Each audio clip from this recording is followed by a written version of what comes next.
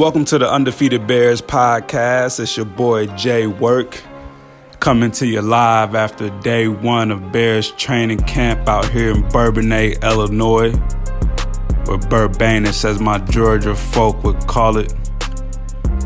This is episode 1 of the Undefeated Bears podcast. Give us a follow on Twitter at Podcast Bears. That's Twitter at Podcast Bears. Let's get it started, man. Today we're going to take a look at some expectations for our Bears this season, man, and what a year we coming off of. The big Khalil Mack trade leading into the season led to a first-place finish in the division, NFC North champs. Yeah.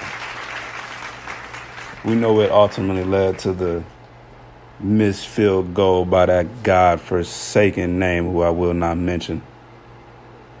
If I do mention that name all season, please strike me down. And yes, we will be here all season long, man.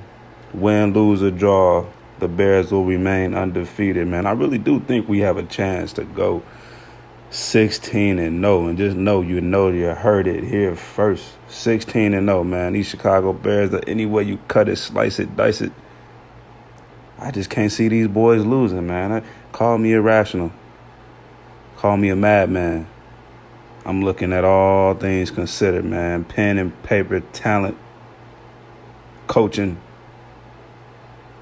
I don't see how these boys lose a game. I'm just being completely honest with you, man. So coming off a year, again, with the big Khalil Mack trade and the first place finish in the North, long time coming. I mean, top 5 statistically offense, top 5 statistically defense, number 3 in turnover difference in the NFL. I mean, what more do you have to say for a team who's returning 10 of 11 starters on defense? 10 of 11, I say 10 and a half. Still got Tariq Cohen. We miss you, Jordan. Jordan Howard, man, go tear it up out there in Philly. But I said we got 10 and a half of 11 starters returning on offense. This team already has, they went out and proven what they can do. And quite frankly, it was the first, what looks to be many seasons with the majority of this group together. I mean, you look around the league, you don't get many teams returning 10 of 11 on both sides of the ball after finishing top 5 on both sides of the ball and be a number 3 in turnover difference in the entire league. I mean, this is, you gotta look what we're talking about here. This is no joke. I mean, I can't see this team losing, man. You look position by position, player for player. 2-3 deep at most positions. These boys are loaded, man. If you know football, go take a peek at this depth chart, man. This is serious. This is no joke, man.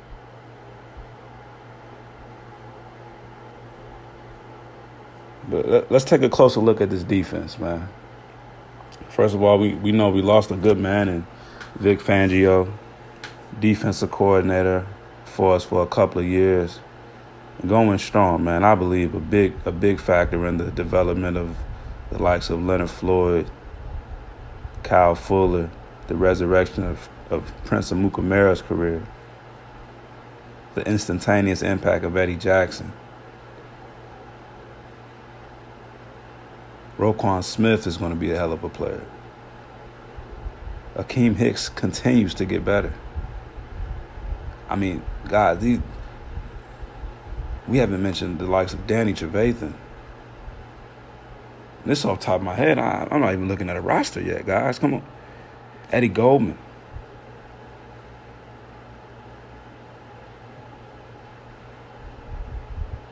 These are bona fide guys, man. Look, I know the other defenses out there, the Houstons, and J.J. Watt and the boys, and L.A. with Aaron Donald, and I understand. But top to bottom, Dallas. These boys ain't built like this. Top to bottom, 10 of 11 coming back. Number 1 turnover defense. Number 1 in interceptions. Number 1 in touchdowns. Number 2 in sacks. 10 of 11. And the one we lost, Adrian Amos, once again, hell of a player. But you got Clinton Diggs coming in. Boy won a championship with the man playing next to him. Any football aficionado knows about the famed Alabama defenses of years past.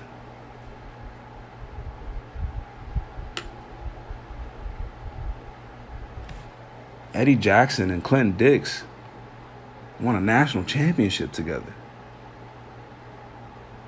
Now, you can talk to me about the importance of the quarterback position and how much it means to a team. But you talk about a safety tandem on defense where nothing is getting past them? I'll tell you what, I'll take an average quarterback and a bona fide safety tandem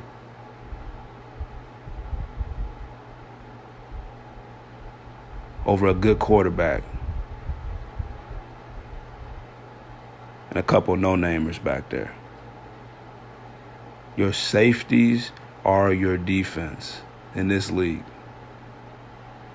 You got to have a guy back there that's going to do the damn thing, man. At least a vet. Boy, done seen a couple plays. Can recognize a double move at the drop of a heartbeat. Hey, look. This route tree out here is getting crazy, man.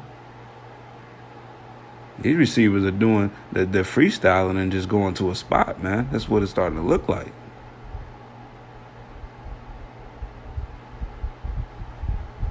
These receivers, the way they're playing these days, man, when you got an all-pro cornerback in Kyle Fuller, a continued solid cornerback in Amuka Mara, Eddie Jackson, Clinton Diggs deep at safety, proven veteran and Buster Screen. Although I would love my boy Bryce Callahan to be in there. Oh, my God. They couldn't let us have it all, though. They couldn't let us have it all. Man, this... And I don't have to waste that much time talking about this front seven, man. I can just say the names. The most interesting note about this podcast will be, I haven't even said Khalil Mack's name yet. Khalil Mack. Akeem Hicks. Roquan Smith. Eddie Goldman. Leonard Floyd. Guys, this is no drill. This is no joke. These boys are ready. A single championship is a disappointment.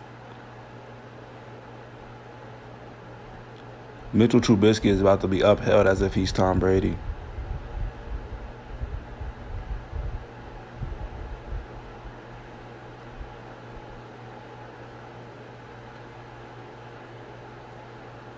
The boy can be a low-end Pro Bowl quarterback and get 3 championships. Doesn't have to be a Hall of Fame quarterback. He can be Alex Smith. He get 3 rings. With this defense, he'd be Alex Smith. He get 3 rings. If he's anything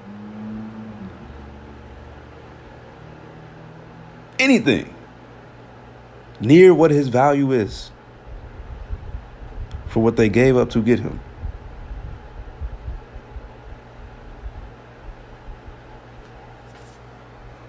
I'm going to be talking for a long time. Follow us on Twitter at Podcast Bears. That's at Podcast Bears. It's your boy Jay Work, and this is the Undefeated Bears Podcast.